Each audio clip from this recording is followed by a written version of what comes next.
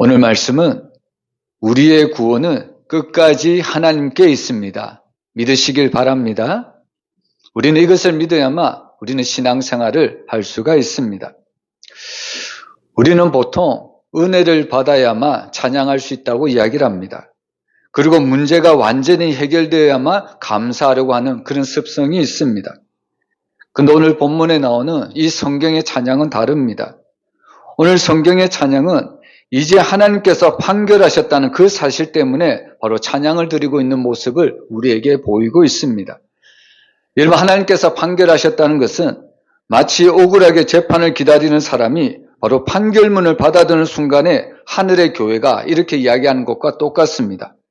하늘의 교회는 이렇게 이야기합니다. 구원은 여전히 하나님께 있습니다. 그러므로 정의는 여전히 살아 있습니다. 그리고 성도들의 눈물은 결코 헛되지 않습니다. 여러분, 이것이 바로 하나님께서 우리에게 알려주신 찬양의 내용입니다. 여러분, 사실 우리가 매주일마다 또 우리가 수요일마다 나와서 예배를 드리죠. 근데 사실 우리가 예배를 드릴 때 우리가 형편이 좋아서 우리가 시간이 남아돌아서 우리가 예배를 드리는 것이 아닙니다. 우리의 문제가 다 해결되었기 때문에 우리가 이 시간에 앉아 있는 것이 아닙니다. 여러분, 사실 오늘 우리가 하나님 앞에 예배를 드릴 수 있는 가장 큰 이유는 뭐냐면 하나님이 여전히 보좌에 계시다는 그 사실 때문에 우리는 이 자리에 모일 수 있고 우리는 하나님께 예배를 드릴 수 있음을 믿습니다. 그래서 오늘 우리가 이 하나님 앞에 불러야 될 찬양은 우리가 정말 좋은 날에만 또한 이 마지막 날에만 부르는 노래가 아니라 사실 오늘을 버텨내는 성도들이 우리가 미리 불러보는 하나님의 은혜의 노래라는 것을 우리가 잊어서는 안 됩니다. 오늘 우리가 이 말씀을 통해서 구원은 끝까지 하나님께 있습니다. 정말 이 소망을 가지고 오늘 하나님 앞에 나아가기를 소망합니다. 여러분, 오늘 우리가 말씀을 보면 첫 번째로 보아야 될 것이 하늘의 찬양은 사람이 아니라 하나님께 있다는 것을 이야기하고 있습니다. 우리 1절 말씀 우리 한번 같이 읽어볼게요. 이 일 후에 내가 들으니 하늘에 허다한 무리에 큰 음성같이 있어 이르되 할렐루야, 구원과 영광과 능력이 우리 하나님께 있도다.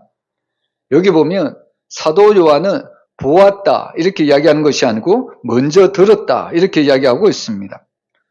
여러분, 하늘에서 들려오는 소리는요, 설명이나 해설이 아니라 바로 찬양의 소리였다는 겁니다. 그리고 그 찬양의 내용을 보니까 구원과 영광과 능력이 우리 하나님께 있도다. 그 찬양이 울려 퍼지고 있습니다. 여러분, 여기 보면 우리가 구원받은 것이 자기 자랑이 하나도 없습니다. 여러분, 우리의 공로를 말하는 목소리도 여기에는 없습니다. 여러분, 이 찬양을 보면요, 모든 찬양은 오직 하나님께만 향하고 있다는 것을 우리가 알 수가 있는 겁니다. 사실 우리가 신앙생활 하다 보면요, 나도 모르는 사이에 은근히 하나님은 저 멀리 버려버리고 내가 주어가 될 때가 참 많이 있습니다. 여러분, 사실 우리가 지난주에 말씀을 드렸지만 요셉 앞에 엎드린 그 요셉의 형들은 두려워서 엎드립니다. 왜 두려워서 엎드립니까?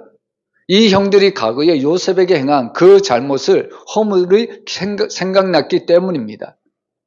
그래서 지금은 그의 아버지 야곱도 이제는 죽고 없는 마당에 이제 이 요셉이 바로 이 형들을 벌할까봐 이 형들은 이 요셉 앞에 엎드려서 두려워 떨 수밖에 없다는 겁니다. 여러분, 일반적인 사람이라면요, 자기 원수들을 어떻게 보면 그 원수를 갚는 것이 우리가 보통 사람이라는 것을 알 수가 있습니다. 근데 오늘 이 요셉은 자기 앞에 엎드린 어떻게 보면 원수인데도 그 형들에게 어떻게 이야기합니까? 여러분, 요셉은 이렇게 이야기를 하죠. 내가 하나님을 대신하리이까. 여러분, 지금 요셉은 아주 높은 권좌에 있습니다. 자기 말 한마디면 이제 형들의 목숨은 바로 파리 목숨과 같다는 겁니다. 근데 요셉이 고백하는 것이 뭡니까? 내가 하나님을 대신하리이까. 여러분, 이것이 바로 요셉이 가진 신앙이라는 겁니다. 지금 자기의 자리를 보면 어떻게 보면 애굽에서 제2인자입니다. 자기 말 한마디면 살고 죽고 자기 말 한마디에 생사가 갈려있다는 겁니다. 근데 그렇게 높은 권세를 가진 요셉도 뭐라고 고백하냐면 이 모든 권세는 자기가 스스로 넣은 것이 아니라 위로부터 주어진 하나님께 있다는 것을 그는 고백하고 있다는 겁니다. 그래서 사실 오늘 우리는 이 땅을 살아가면서요, 정말 종종 우리는 하나님의 위치에서 우리는 내려와야 합니다. 여러분, 사람들이 가끔씩 보면요, 자기가 형통할 때, 자기가 잘 나갈 때 하나님의 자리에 대신할 때가 참 많습니다. 그것이 바로 우상숭배고요, 그것이 가장 위험한 신앙의 순간입니다. 요즘 가끔씩 목사님들 만나보면요, 목사님들은 어떤 이야기를 할까요? 여러분, 목사님들 모이면 어떤 이야기를 할 거라고 생각합니까? 성경 이야기만 할까요? 성경 이야기만 하면 참 좋겠죠? 물론 성경 이야기도 많이 하고 교회 이야기도 많이 합니다. 근데 어떤 분들은 가끔씩 노후에 대한 이야기도 합니다. 근데 그 노후에 대한 이야기를 하시는 목사님들 보면요, 몇 분들은 어떻게 보면 바로 은퇴를 앞둔 분들이 대부분 노후에 대해서 얘기를 하는 것을 볼 수가 있습니다. 은퇴 후에는 노후를 어떻게 준비해야 될까? 아니, 은퇴 전에 준비해야 되겠죠? 이런 이야기를 가끔씩 하는 것을 제가 들은 적이 있습니다. 여러분, 목사님이 노후를 준비를 해야 될까요? 노후를 준비하지 말아야 될까요? 여러분, 목사님이 노후를 준비하는 것이 성경적이지 않습니까? 여러분, 목사라도 노후를 준비해야 합니다. 마치 하나님이 모든 것을 다 책임져 줄 것이냐, 자기는 노후 준비도 하나도 하지 않고 하나님이 다 책임져 줄 것이라고 생각하고 노후 준비를 하나도 하지 않는다면 노후가 되면 어떻게 보면 힘들게 살 수밖에 없습니다. 그래서 목사님이라도 노후 준비를 어떻게 보면 젊을 때부터 하나씩 해 나가야 됩니다. 문제는 뭐냐면요, 여러분, 노후 준비도 하나님 아래에서, 하나님 안에서 바로 노후 준비를 해야 된다는 겁니다. 여러분, 목사님뿐만 아니라 모든 성도들도 노후 준비를 해야 합니다. 노후 준비하는 것이 불신앙이 아닙니다. 근데 중요한 것은 하나님 대신해서 노후 준비를 하려고 하는 성도들, 목사님들이 있다는 겁니다. 그것이 가장 위험하다는 겁니다. 여러분, 하나님 대신 노후 준비를 하는 사람이 누굴까요? 누가복음에 나오는 어리석은 부자와 같습니다. 여러분, 그래서 하나님은 우리가 세상을 살아갈 때 모든 것들이 필요 없다 이렇게 이야기하지 않습니다. 여러분, 예수님은 우리에게 구하라고 말씀하시죠? 여러분, 그 구하라는 것은 우리가 세상에서 필요한 모든 것들도 구하라는 이야기입니다. 단지 하나님 아래에서 구하라는 겁니다. 근데 종종 우리는 이 하나님의 자리에 세상의 것들을 올려놓을 때가 참 많이 있다는 겁니다. 그것이 바로 위험한 신앙이라는 겁니다. 여러분, 요셉이라는 사람은 자기가 마치 형들의 입장에서 보면 요셉은 마치 하나님 같은 그런 높은 위치에 있습니다. 그럼에도 불구하고 요셉은 자기가 하나님 되지 않았다는 사실이죠. 내가 아무리 높은 권세를 가졌다고 할지라도 내가 어떻게 하나님을 대신할 수 있습니까?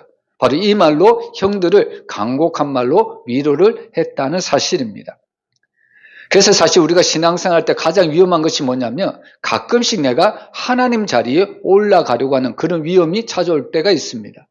아니, 하나님이 없어도 나는 이 땅에서 행복하게 살 수 있다는 그 착각이 우리에게 있어서는 가장 위험하다는 겁니다. 그래서 신앙이라는 것은 항상 주어가 내가 되어서는 안 됩니다. 여러분, 신앙의 주어는 오직 하나님, 오직 예수님이 되기를 주의 이름으로 축복합니다. 그래서 오늘 이 하나님께서 오늘 이 계시록을 통해서 우리에게 말씀하시는 것이 뭐냐면 바로 모든 영광, 모든 구원, 모든 능력은 오직 하나님께 있다. 오늘 사도 요한은 바로 이렇게 고백을 하고 있다는 겁니다. 그래서 복음이라는 것이 왜 기쁜 소식이 되냐면 나를 드러내는 것이 아니라 오직 예수 그리스도만 드러내기 때문에 이것이 기쁜 소식이 될 수밖에 없습니다. 여러분, 왜 복음이 우리에게 기쁜 소식이 될 수밖에 없냐면 복음은 세상에서 해결할 수 없는 죄 문제를 해결해 주기 때문입니다. 복음이라는 것이 우리의 모든 죄를 해결해 주고 우리에게 영원한 생명을 주는 그 소식이 바로 복음이기 때문에 바로 이 복음만이 우리에게는 가장 기쁜 소식이 될 수밖에 없다는 겁니다. 그래서 오늘 이 하늘에 있는 자들이요, 이런 허다한 무리가 바로 큰 소리로 할렐루야 이렇게 찬양을 하는 모습을 우리가 볼 수가 있는 겁니다. 여러분, 이 할렐루야는 우리가 기분이 좋을 때만 할렐루야 이렇게 찬양을 하는 것이 아닙니다. 여러분, 이 할렐루야라는 말의 뜻을 보면요, 오직 여호와만 찬양을 받으셔야 된다는 사실입니다. 여러분, 오늘 우리가 읽었던 이 요한계시록에 보면요, 이 할렐루야는 요한계시록 19장에서 집중적으로 나오는 것을 볼 수가 있습니다. 여러분, 오늘 우리가 읽었던 이 19장은요, 앞에서 보았던 장들과는 전혀 다른 장면이 나오고 있습니다. 여러분, 우리가 보았던 이 계시록 19장에는 세상의 힘이 무너지고 결국에 이 찬양의 대상이 누구인가를 우리에게 분명히 알려주고 있습니다. 그것이 바로 하나님이라는 사실입니다. 여러분, 때로는 사람이 힘이 있을 때는 하나님도 찬양하고 또한 돈도 의지하고 자기도 믿는 것을 볼 수가 있습니다. 근데 우리가 앞에서 18장을 보면요, 결국에 바벨론이 무너진 뒤 하늘의 무리는 분명히 이야기하고 있습니다. 구원과 영광의 능력이 오직 우리 하나님께 있도다. 바로 그 할렐루야를 바로 찬양을 하고 있다는 말씀입니다. 여러분, 이 찬양을 부르는 사람들은 도망쳐서 살았던 사람들이 아닙니다. 여러분, 사실 이 구원을 받은 눈물로 할렐루야 찬양을 했던 사람들은요, 어떠한 어려움에도 이런 바벨론이나 세상 나라 속에서도 끝까지 믿음을 지키고 끝까지 말씀을 지키고 끝까지 신앙을 지킨 자들이 결국에 하나님께서 행하신 그 공의 때문에 할렐루야 바로 이렇게 찬양을 할 수밖에 없었다는 사실입니다. 결국 이 성도들의 찬양은 이런 의미죠. 바로 우리가 강해서가 아니라 하나님이 강하시기 때문에 하나님이 우리에게 구원을 주신 것에 인하여 할렐루야 찬양할 수밖에 없다는 겁니다. 우리가 잘해서 끝까지 살아남은 것이 아니라 하나님께서 우리를 붙드셨기 때문에 우리를 여기까지 인도하셨다는 것 때문에 오늘 이 성도들은 그 하나님을 주어로 내세우면서 모든 구원, 모든 영광, 모든 능력이 하나님께 있음을 찬양하고 있는 모습을 우리에게 보여주고 있습니다. 여러분, 이 모습이 바로 십자가에 주신 바로 예수 그리스도의 구원의 능력입니다. 사실 사람들의 눈으로 봤을 때 이 십자가는 패배의 자리입니다. 수치의 자리입니다. 절망의 자리입니다. 더 이상 일어설 수가 없는 패배의 자리입니다. 근데 오늘 하나님의 눈에는 이 십자가가 바로 구원의 능력이었다는 사실입니다. 여러분, 오늘 우리가 하나님 앞에 드리는 찬양은 우리 인생의 성적표가 아닙니다. 무슨 의미냐면 우리가 이 땅에서 잘했기 때문에 우리가 부르는 노래가 아니라는 겁니다. 우리가 하나님 앞에 드리는 노래는요, 하나님이 여전히 하나님이시기 때문에 부르는 노래라는 것을 잊어서는 안 됩니다. 여러분, 시편 기자는 종종 이런 이야기를 하거든요. 바로 주가 하나님됨을 알지어다. 여러분, 무슨 의미일까요? 때때로 우리는 하나님을 잘 알고 있습니다. 하나님이 이 땅을 창조하시고 하나님이 예수 그리스도를 보내주셔서 우리의 구원자이심을 우리는 너무나도 잘 알고 있습니다. 근데 지식적으로는 잘 알고 있는데 실제적인 삶 속에서는 하나님을 높이지 못한다는 겁니다. 오히려 하나님을 높이기보다는 나 자신을 높이고 세상에 있는 것들을 높일 때가 많이 있다는 겁니다. 그런 모습을 보고 시편 기자가 뭐라고 이야기합니까? 주가 하나님됨을 알지어다. 여러분, 주님이 하나님이심을 인정하라는 겁니다. 이것은 교회 안에서 뿐만 아니라 우리가 일하는 삶의 일터에서도 삶의 모든 터전에서도 여전히 하나님이 하나님 되심을 높이고 인정하며 살아가야 된다는 것을 우리에게 말씀하는 내용이라는 겁니다. 그래서 사실 우리가 이렇게 하나님 앞에 찬양을 들을 수 있는 것은 우리가 이 땅에서 잘했기 때문에 우리가 성적표를 보면 우리가 수라는 그런 성적을 받았기 때문에 하나님을 찬양하는 것이 아니라 하나님이 여전히 하나님 되시기 때문에 우리는 부를 수밖에 없는 노래가 찬양이라는 말씀입니다. 그래서 오늘 우리는 하나님 앞에 드리는 찬양은요, 자격만 있는 사람이 부르는 찬양이 아니라는 겁니다. 여전히 실수가 많고요, 여전히 허물이 많고 여전히 죄인의 모습이지만 그럼에도 불구하고 하나님이 우리를 붙드셔서 여기까지 왔다는 것을 우리가 믿는다면 우리는 그 하나님 앞에 할렐루야, 우리는 찬양을 들을 수밖에 없다는 사실입니다.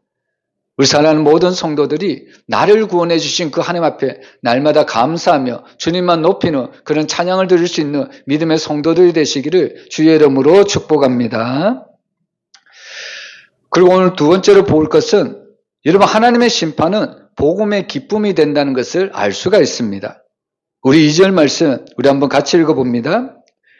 그의 심판은 참되고 의로운지라 음행으로 땅을 더럽게 한 큰 음녀를 심판하사 자기 종들의 피를 그 음녀의 손에 갚으셨도다 하고.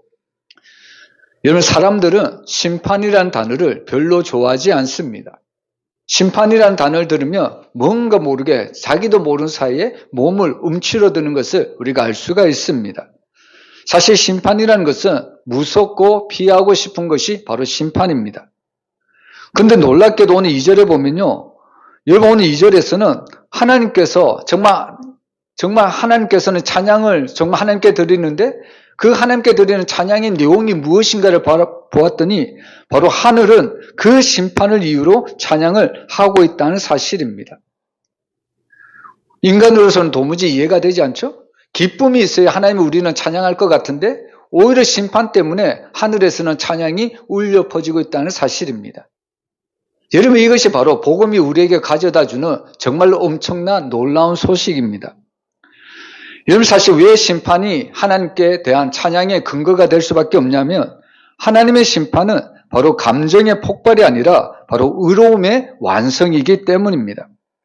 오늘 2절에서도 그의 심판은 참되고 의로우신지라 분명히 밝히고 있습니다. 여러분 하나님의 심판은 하간에서 내리시는 보복이 아닙니다. 그리고 하나님은 참고 참다가 터뜨리는 감정의 폭발도 아닙니다.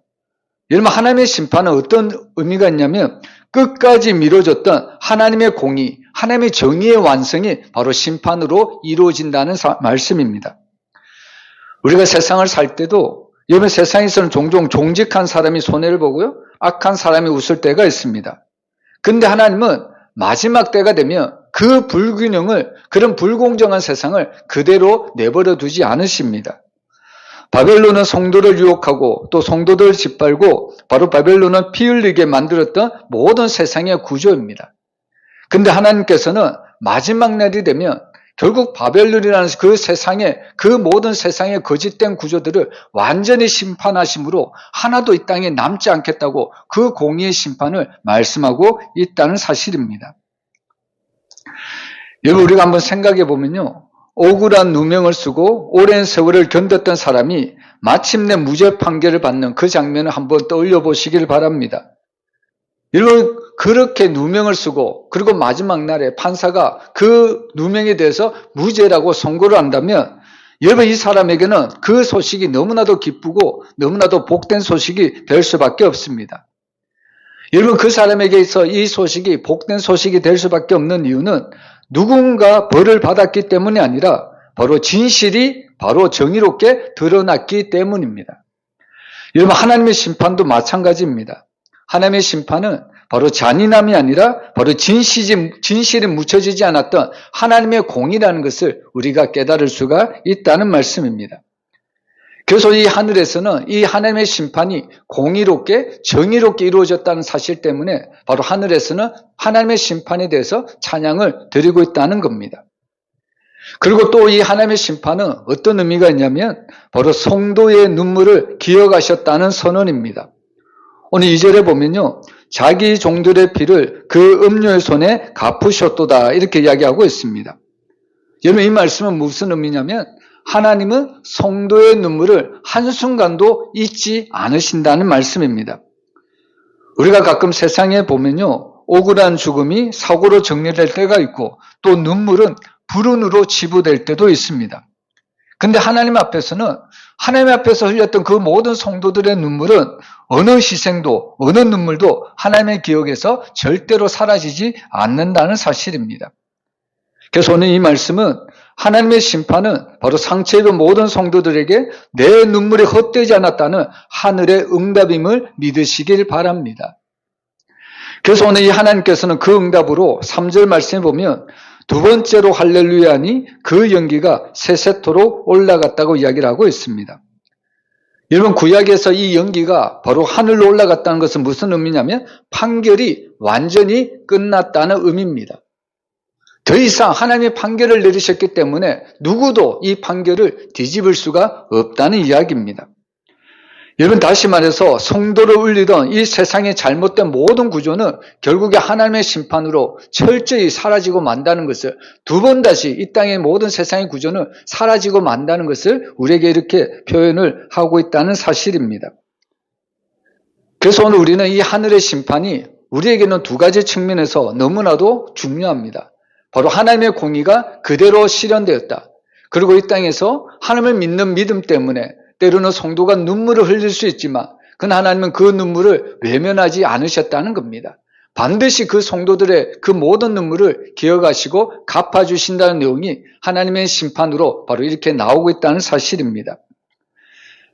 여러분, 사실 오늘 우리는 이 하나님의 심판을 십자가에서 우리는 가장 분명하게 볼 수가 있습니다. 여러분, 십자가는 어떤 자리냐면 바로 심판의 자리입니다.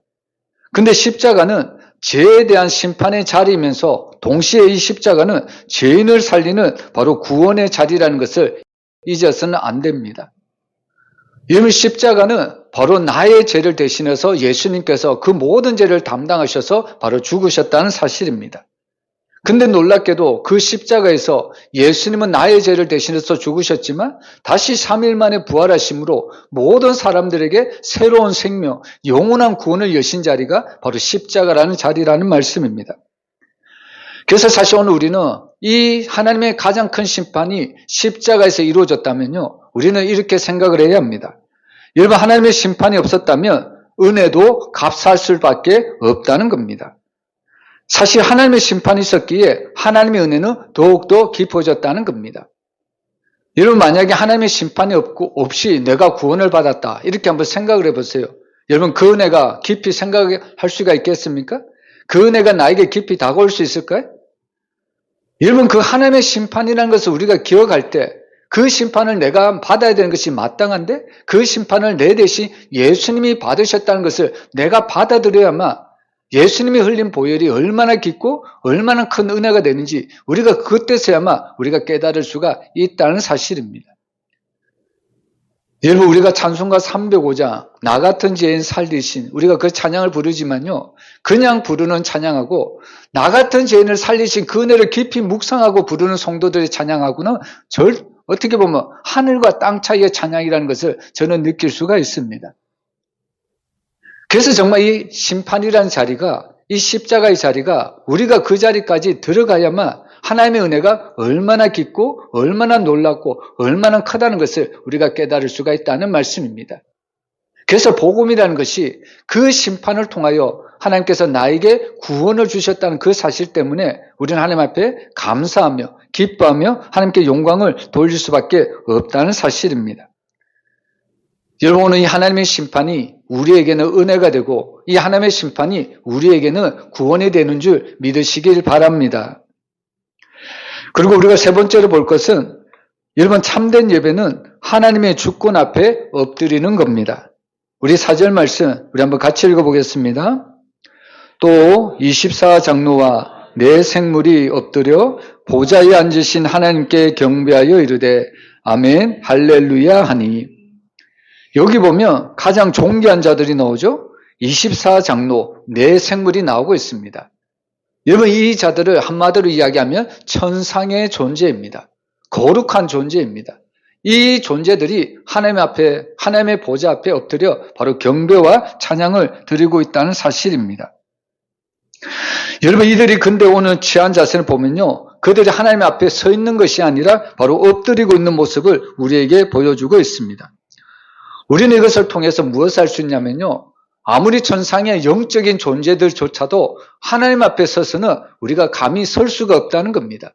모든 존재는 하나님 앞에 엎드릴 수밖에 없다는 사실입니다. 이것이 바로 예배의 자리라는 겁니다. 여러분, 예배라는 것은 하나님을 우리 눈높이로 끌어내리는 시간이 아니라 우리를 하나님의 주권 아래로 내려놓는 시간이 예배임을 믿으시길 바랍니다. 그래서 오늘 이 하나님 앞에 엎드린 24장로와 내 생물들이 아멘 할렐루야 이렇게 찬양하는 모습을 우리에게 보여줍니다. 여러분, 여기서 아멘이라는 것은 내가 마치 모든 것을 다 알겠습니다, 이런 의미가 아닙니다. 여러분, 여기서 말하는 아멘은 모든 주님의 판단에 동의합니다라는 뜻을 가지고 있습니다. 여러분, 사실 우리가 신앙생활할 때 때로는 아직 우리에게 남은 질문이 많이 있습니다. 아직 풀리지 않는 숙제들이 우리가 신앙생활하면서도 여러 가지로 남아있을 수도 있습니다. 그럼에도 불구하고 아멘이라는 의미는 어떤 의미냐면, 그럼에도 불구하고 모든 것을 이 하나님의 주권을 신뢰하겠다는 믿음의 고백이라는 것을 우리가 잊어서는 안 됩니다. 여러분, 그래서 사실 말씀이라는 것이, 복음이라는 것이 우리에게 모든 답을 먼저 주지 않는다는 사실입니다. 우리에게는 모든 답을 보여주면 우리가 신앙생활 하기가 참 편할 것 같죠? 오히려 그렇지가 않을 때가 훨씬 많습니다. 여러분, 오히려 모르는 것이 은혜일 때가 훨씬 더 많다는 겁니다. 그래서 사실 말씀이라는 것이, 복음이라는 것이 우리에게 모든 답을 다 가르쳐 주는 것은 아닙니다. 그러나 대신에 복음이 우리에게 가르쳐 주는 것은 뭐냐면, 우리의 인생의 모든 답을 먼저 가르쳐 주지는 않지만 우리에게 가르쳐 주는 가장 중요한 것은 그럼에도 불구하고 우리가 의지해야 될 분이 누구인가를 분명하게 보여주는 것이 말씀이고 복음이라는 사실입니다. 그래서 이 아멘이라는 것은 하늘에 있는 천상의 존재 자체도 자기도 다 이해할 수 없지만 그럼에도 하나님의 모든 주권에 다 맡기겠다는 바로 그 동의하에 바로 아멘이라고 동의를 하고 있습니다. 여러분, 우리는 이 모습을 보면서 우리 성도들도 똑같은 모습으로 우리가 하나님 앞에 아멘으로 우리가 화답하며 나갔으면 좋겠습니다. 때로는 우리가 신앙생활할 때 이해되지 않고 풀리지 않는 숙제들이 많이 있습니다. 그럼에도 불구하고 하나님이 여기까지 나를 인도하셨다면 앞으로 모든 미래도 하나님께서 인도하실 것입니다. 우리가 이런 믿음으로 우리가 아멘하며 우리가 살아갈 수가 있다는 겁니다.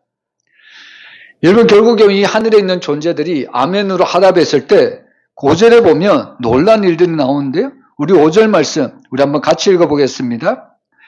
보좌에서 음성이 나서 이르시되 하나님의 종들 곧 그를 경외하는 너희들아 작은 자나 큰 자나 다 우리 하나님께 찬송하라 하더라. 아멘.